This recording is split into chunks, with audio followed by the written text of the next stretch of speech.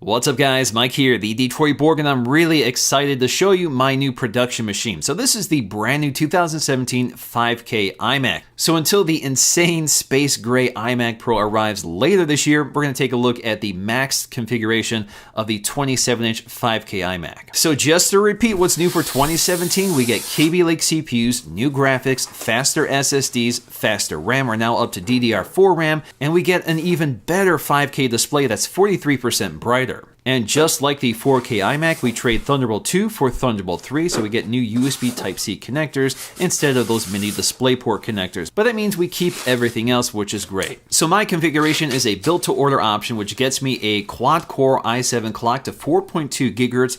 That's the only Core i7 you can get in the iMac. I also stuck with 8 gigs of DDR4 memory, so at least we have faster memory, but it's much cheaper to upgrade this myself, and I'll do that later in this video. Otherwise, it costs $1,400 to upgrade to 64 gigs. I went with the 3TB Fusion drive, which again combines an SSD with the inexpensive storage of a hard disk drive. I just need more onboard storage, so I choose that most of the time. But of course, if you want the fastest drive, go for one of the SSDs, but it does get quite expensive. So the 2TB SSD costs an additional $1,300 over the 3TB Fusion drive. Although you don't need the Core i7 to get it, we also get the Radeon Pro 580 GPU with 8 gigs of video memory. That's a really impressive video card, and we're going to take a look at the performance later in the benchmarks. When it comes to the included accessories, the first thing we have here is the power cable, which is nestled in one of the styrofoam blocks. We also have the accessory box, which you can configure to other Magic accessories, but I just went with the default configuration, which gets me a Magic keyboard and a Magic mouse too.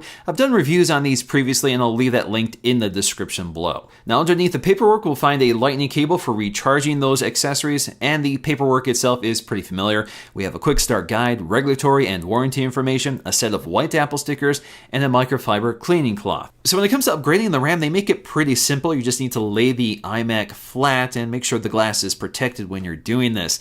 So the RAM access door is just behind the hinge, so you just have to pop that up to see the door. Now to release that door, all you have to do is press a button that's hidden within the power connector. This will release the panel and you just pry it off. Now inside the panel, you'll see some instructions on how to remove or install the RAM, and you'll actually see that the panel itself is surrounded by friction fittings that prevent it from rattling when it's installed. So this is the first time an iMac gets DDR4 RAM, so the upgrade kits are a little more expensive than they were. So in my case, I bought two 32 gig kits to max it out to 64 gigs. So for two kits, it was about $500, which is still less than half the cost that Apple would charge. And if you want to buy one of these kits, I'll leave it linked in the description below. So to remove the old RAM, all we have to do is spread the clips apart and the tray will spring forward. Then we can go ahead and remove the 4 gig sticks. Once that's done, all we have to do is slot the new RAM in place, making sure that the pins are lined up correctly and seated. So you just want to make sure you hear a click and it bottoms out properly. Once you get all 4 RAM sticks installed, you can push the tray back down, it snaps into place, and then we can go ahead and reinstall the RAM door.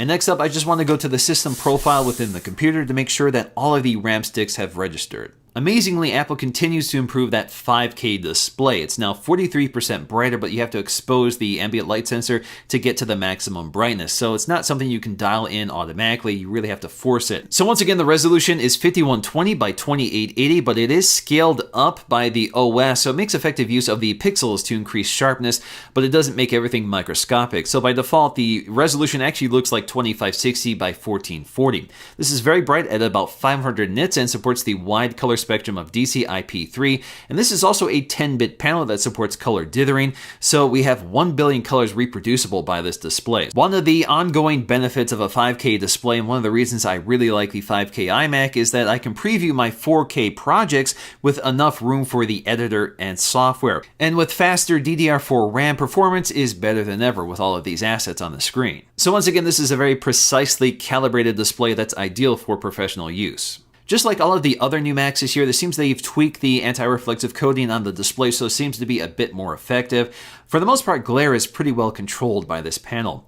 Toward the top, we'll find the very familiar 720p FaceTime HD camera, but what's missing this time is the microphone, which is no longer positioned toward the top edge of the back, which used to be the case with the previous generation. Now the microphone is hidden behind the glass bezel just above the Apple logo, so you can't see it, but it's there, and it's just as effective as before. In terms of the I/O, again, we trade the Thunderbolt 2 for Thunderbolt 3 ports, but we keep USB 3 and our SD-XE card slot, headphone jack, and gigabit Ethernet port. And the great news with Thunderbolt 3 is that you can now add a second 5K display to your 5K iMac. So you can have two displays side by side with the same resolution, or you can go to 4K displays as well. So with the exception of the I/O and the relocation of the microphones, for the most part, this looks like the previous generation. It's still a really nice looking computer, although the bezels are starting to look kind of thick for a modern computer. But if you look around the edges, it's razor thin. So we have this 5mm edge, which bows out toward the center to house all of the components.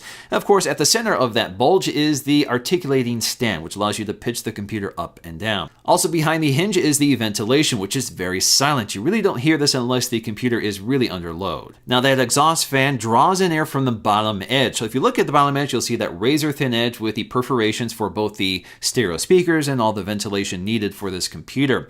Now the speakers sound fantastic. Once again, this is something they're really good at. I find no need to add my own speakers to this setup. If I need to monitor audio, I just use headphones, but I'm really impressed by the quality of these speakers, and that's really unchanged with this generation as well. Once again, that big black plastic Apple logo in the back isn't just cosmetic, it's actually part of the radio transparency needed for the Wi-Fi and the new Bluetooth 4.2 radio to work through this metal shell. So when it comes to our synthetic benchmarks, we're not seeing huge gains from the previous generation. So again, we go from a 4 GHz to a 4.2 GHz CPU.